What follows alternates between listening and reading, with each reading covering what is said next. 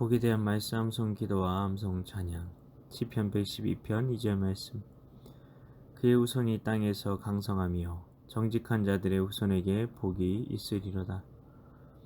그의 후손이 땅에서 강성하며 정직한 자들의 후손에게 복이 있으리로다.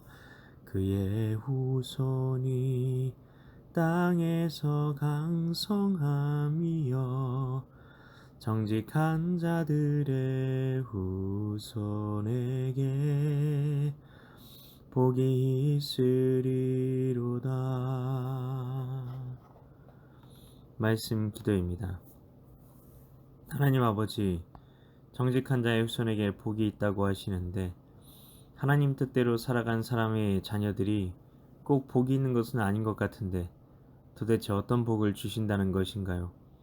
그리고 정직하게 살아간다는 것은 무슨 말인가요? 그냥 거짓말하지 않는 것을 말하는 것인가요? 그냥 거짓말만 안 하면 복을 주신다는 뜻일까요? 정직하게만 살다가 승진도 못하고 그의 자녀들도 초라한 인생을 사는 사람들도 있는데 그런 사람에게도 이 말씀이 적용되는 것일까요? 여기서 정직하다는 것은 1절에 나온 하나님을 경외하며 그의 계명을 크게 즐거워하는 자들을 말하는 겁니다. 이들은 어떤 삶을 살았습니까? 복음을 통해서만이 자신의 순종이 온전케 될 수 있다는 것을 알았던 사람들입니다. 자신이 순종할 때 그 순종에 예수님의 피가 뿌려질 것을 바라보았던 사람들이고 그랬기 때문에 하나님께서는 그의 순종의 제사를 받아주신 것입니다. 이 비밀을 알았던 다윗은 복음을 통해 하나님께서 받으시기에 합당한 순종의 제사를 드릴 수 있었다는 겁니다. 이것이 다윗이 하나님의 마음에 합한 사람이 될 수 있었던 이유이고 하나님을 경외하면서도 하나님의 계명을 크게 즐거워할 수밖에 없었던 이유라는 것입니다.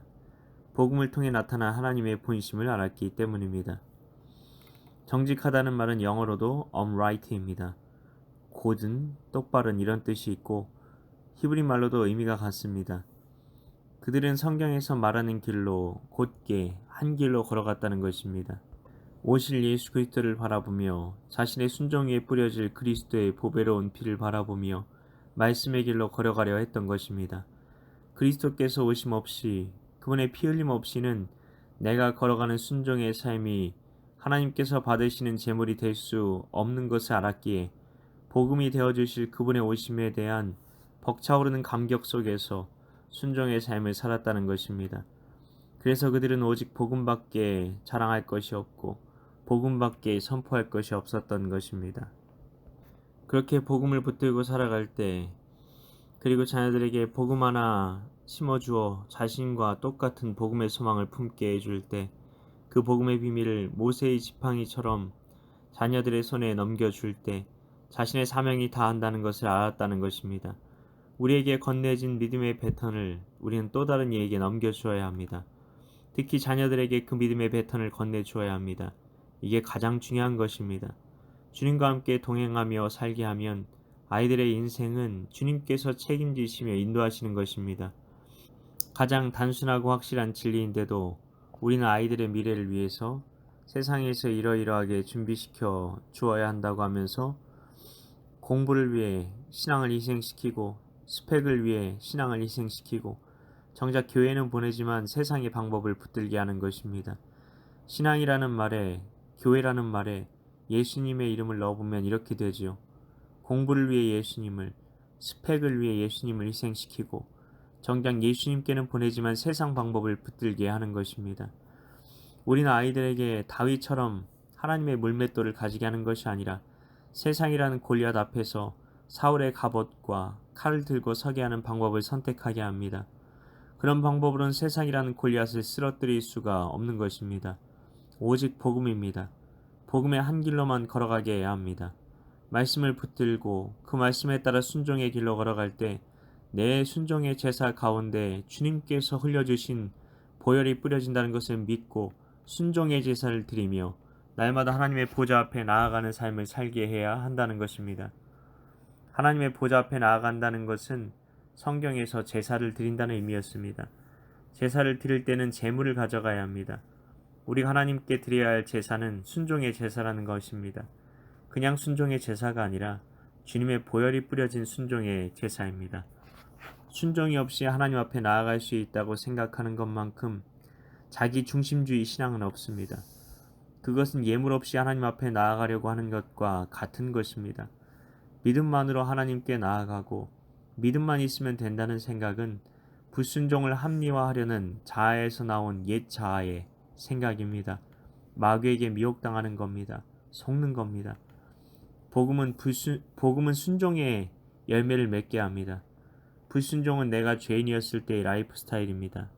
속지 마십시오. 불순종하려고 할 때마다 내가 마귀의 종노릇 하려고 하는 것이구나. 가슴을 치며 통곡해야 하는 것입니다.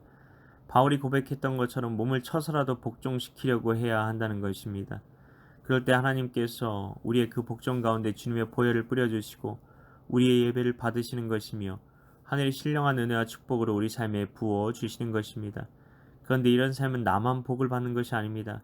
성경에서 하나님께서 다윗 때문에 그의 후손들에게 계속해서 은혜를 베풀어 주시고 어떻게 해서든 그들이 주님의 길로 걸을 수 있도록 도와주시려는 말씀들이 계속해서 나온다는 것을 기억해야 합니다. 복음을 붙드는 다음 세대를 성경은 강성하다라고 말합니다. 강성하다는 말은 용사라는 뜻입니다. 복음을 붙드는 내가 용사다라는 주님의 음성에 우리는 귀를 기울여야 할 것입니다. 하나님 아버지, 우리가 복음 하나만 붙들고 인생을 살아가게 하소서.